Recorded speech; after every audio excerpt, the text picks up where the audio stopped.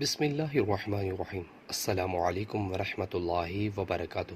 نبی کریم صلی اللہ علیہ وسلم نے فرمایا، جب بندہ مومن وضو کرتا ہے اور کلی کرتا ہے تو خطائیں اس کے منہ سے نکل جاتی ہیں۔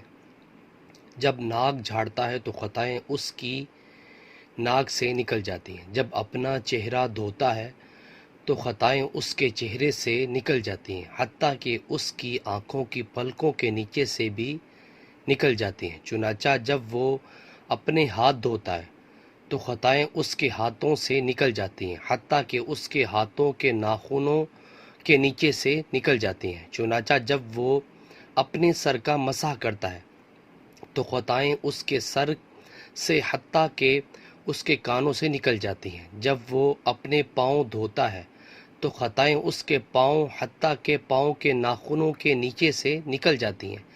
پھر اس کا مسجد کی طرف چلنا اور اس کی نماز اس کے لیے زائد ہو جاتی ہے۔ نبی کریم صلی اللہ علیہ وسلم نے فرمایا، جب کوئی مسلمان فرض نماز کا وقت ہونے پر اس کے لیے اچھی طرح وضو کرتا ہے اور اس کے خشوع و رکوع کا اچھی طرح اہتمام کرتا ہے تو وہ اس نماز سے پہلے کیے گئے گناہوں کا کفارہ بن جاتی ہے، بشرطے کہ کبیرہ گناہوں کا ارتکاب نہ ہو، اور یہ فرض نماز سے صغیرہ گناہوں کا معاف ہو جانا ہمیشہ کے لیے ہے۔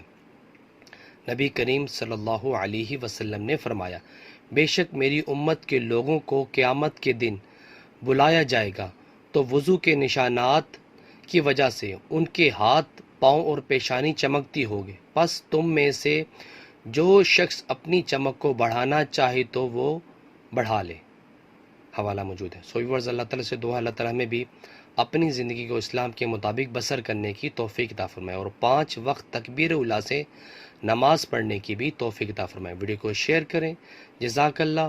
السلام علیکم ورحمۃ اللہ وبرکاتہ۔